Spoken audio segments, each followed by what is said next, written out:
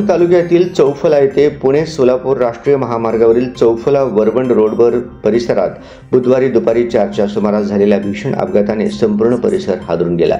भरधाव वेगाने धावणाऱ्या i20 कारने 2 रिक्षा, 3 दुचाकी आणि एक पिकअप वाहनाला जबर धडक दिली।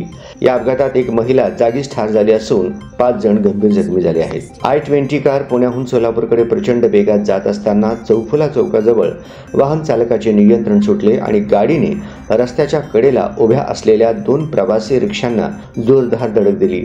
त्यानंतर ती कार 4 दुचाकींवर आदळली आणि शेवटी पिकअप वाहनावर आदळली। त्यानंतर बस स्टॉपवर उभे असणारे 5 जणांना उडवले। त्यातील एक महिला जागीच ठार झाली। इतर जखमी प्रवाशांना जवळच्या हॉस्पिटलमध्ये उपचारासाठी दाखल करण्यात आले आहे। पोलिसांनी दिलेल्या माहितीनुसार फिर्यादी गजेंद्र भारत अन्नदाते, वय 62 वर्षे, व्यवसाय मजुरी, सध्या राहणार कोरेगाव, कृष्णकुंज निवास, तालुका शिरूर, जिल्हा पुणे, मूळ गाव वाशी, तालुका बार्शी, जिल्हा सोलापूर। या अपघातामध्ये पद्मावती भारत अन्नदाते, वय 84 वर्षे, या अपघातात ठार झालेले आहेत। बस स्टॉपला बसची वाट पाहत असताना एका i20 कार चालक याने त्याच्या ताब्यातील वाहन वेगाने बेदरकारपणे वाहतुकीचे नियमांचे दुर्लक्ष करून भरधाव वेगात चालवत होता।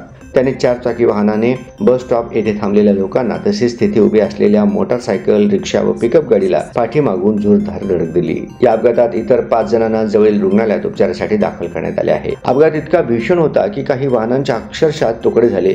ठार झालेली महिला रस्त्याच्या कडेला उभी असताना कारने तिला चिरडले अशी माहिती मिळाली आहे।